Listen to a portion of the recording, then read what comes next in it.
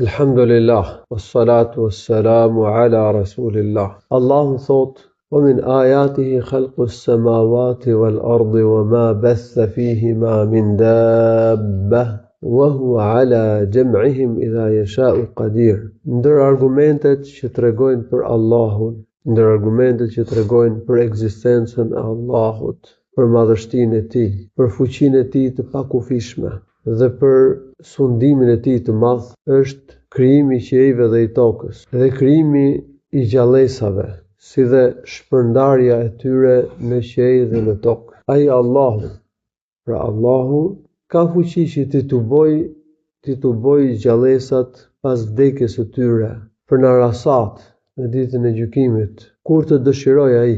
Kur dëshiron Allahu i lartësuar, ai ka fuqi që ta bëjë këtë.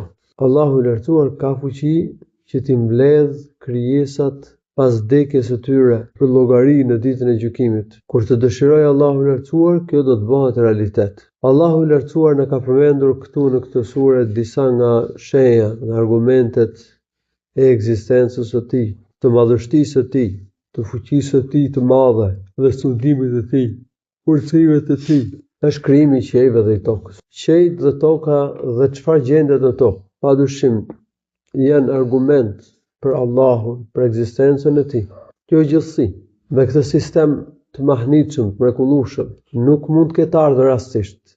Patjetër që e ka një krijues dhe ky krijues është Allahu i vetëm. Krijimi i këtyre krijesave të mëdha tregon se krijuesi është i madhërisëm, tregon madhështinë e Tij.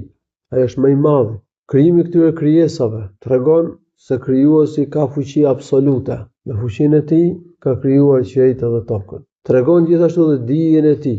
Allahu me diturinë e Tij i krijoi këto krijesa, e vendosi çdo krijesë në vendin e vet. I ka vendosur ligjet e gjithësisë, ka krijuar gjallësat, ka krijuar njerëzit. Dhe këto krijesa tregojnë se krijuesi ka dituri. Madje dituria e krijesave është fare pak kundrejt diturisë së krijuesit. Ka njerëz që mburren me njohuritë, me diturinë, me zbulimet, po krejt dituritë të tyre krahas në kundrejt diturisë krijuesit janë fare pak, sepse ai na ka krijuar ne, ai na e ka dhënë trurin, ai ka krijuar gjallësinë, ai ka vendosur ligjet në gjallësi. Kështu këto janë shenja që i Madhi Zot ka dituri. Të tregojnë edhe vullnetin e Zotit. Të krijesa ka krijuar jetë dhe vdekje, shnetë dhe smundje, mirësi dhe vujtje, dhimbje dhe kënaqësi, mashkull dhe femër, gëzim dhe hidhërim. Këto krijesa të kundërta tregojnë fuqinë e Zotit, tregojnë vullnetin e Tij, dëshirën e Tij. Me dëshirën e Tij i ka përcaktuar krijesat në këtë mënyrë. I ka krijuar kështu. Këto tregojnë dhe urtësinë e krijuesit. Krijuesi është i urtë. Çdo krijesë ka krijuar me urtësi dhe në vendin e vet. Ka njëri që mund të thotë se ekzistenca e syrit nuk ka urtësi, s'ka mundësi, se syt duhen për të parë. Pra e ka krijuar krijuesi syt me urtësi. Po rrezet e diellit, ka njëri që mund të thotë se rrezet e diellit janë kot, si do ekzistonte jeta. Por rreshtet e shiellit dhe burimet e ujit dhe të ushqimit, të gjitha pranojnë që kanë urtësi. E pra përderisa njeriu e kupton që të gjitha këto kanë urtësi, duhet ta pranojë që gjithçka në gjithësi ka urtësi. Po ka shumë gjëra që e di urtësinë e tyre krijuesi dhe nuk i din krijesat, sepse ne, siç e thash, kemi pak dituri. Dhe ai me aq dituri që na ka dhënë Allahu, ne arrim të kuptojmë disa nga urtësitë e Zotit. Po këto na shërbejnë si shenjë që krijuesi në gjithçka ka urtësi, qoftë që e kupton njeriu dhe qoftë që nuk e kupton njeriu. Pra krijesat janë shenja, janë argument për krijuesin, qiejt, toka dhe çfarë gjendet në tyre. Wa ma batha fihima min dabba. Edhe gjallësat që Allahu i lartësuar, pra llojet e gjallësave që Allahu i lartësuar i ka shpërndarë në qiell dhe në tokë, janë shenja. Krijimi i jetës është shenjë që ka Zot, dhe Zoti është i gjallë, i përjetshëm, i pavdekshëm. Ai mban gjithësinë dhe ai mban gjallësat. Krijimi dhe shpërndarja e gjallësave në qiell dhe në tokë është argument për Allahun subhanahu.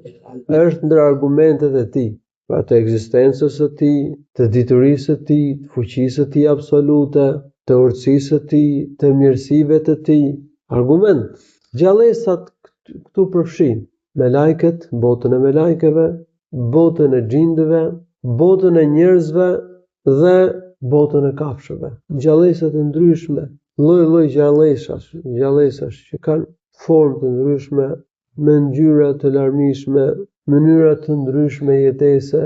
Pra gjitha këto i ka krijuar dhe i ka shpërndarë në këtë gjallësi Allahu subhanahu wa ta'ala. Dhe ai ka fuqi që të mbledh krijesat për llogari dhe gjykim në ditën e gjykimit. Wa huwa ala jam'ihim idha yasha'u qadir. Qadir i gjithfuqishëm. Allahu shpëlbet të mira, alhamdulillahi rabbil alamin.